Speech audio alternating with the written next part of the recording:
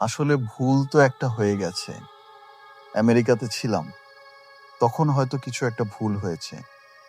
এখন ভুলের দায়িত্ব তো অবহেলা করতে পারবো না। তাই দায়িত্ব এড়িয়ে যাব না।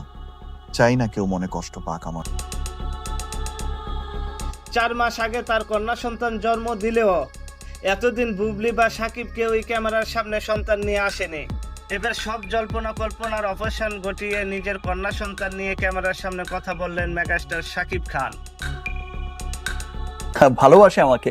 আমি সেভাবে বলবো না যে বিনোদন আমাকে ভালোবাসে, যেহেতু আমার দায়িত্বের জায়গাটা অনেকখানি খুব আমার কাছে ডেফিনেটলি আমার উপর যতটুকু দায়িত্ব ভার মানে দায়িত্ব এসে পড়ে, আমি সেই দায়িত্বের জায়গাটুকু শতভাগ পালন করতে চাই এবং শতভাগ পালন করে যাই।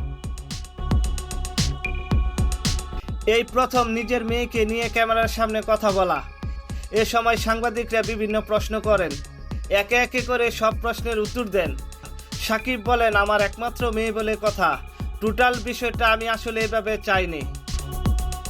আমি কখনো এইভাবে চাইনি। টোটাল বিষয়টাই তো অনেক সুন্দরভাবে প্রেজেন্ট করার কথা ছিল, অনেক সুন্দরভাবে আসা উচিত ছিল, অনেক সুন্দরভাবে আসতে পারত।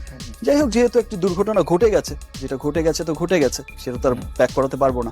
তবে যাই ঘটেছে, এটা আমার দর্শকদের, আমার ভক্ত যারা আমাকে পছন্দ করেছে, তাদের কাছে আমি একটি কথাই বলতে চাই। এবার কন্যা সন্তানের সব দায়িত্ব নিলেন সাকিব। মেয়েকে নিয়ে এই প্রথমবার ক্যামেরার সামনে নিজের অনুভূতি প্রকাশ করলেন।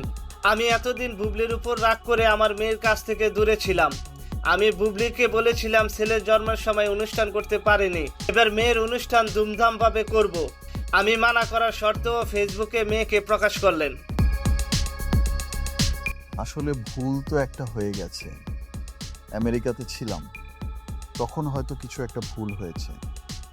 এখন ভুলের দায়িত্ব তো অবহেলা করতে পারবো না। তাই দায়িত্ব এড়িয়ে যাব না।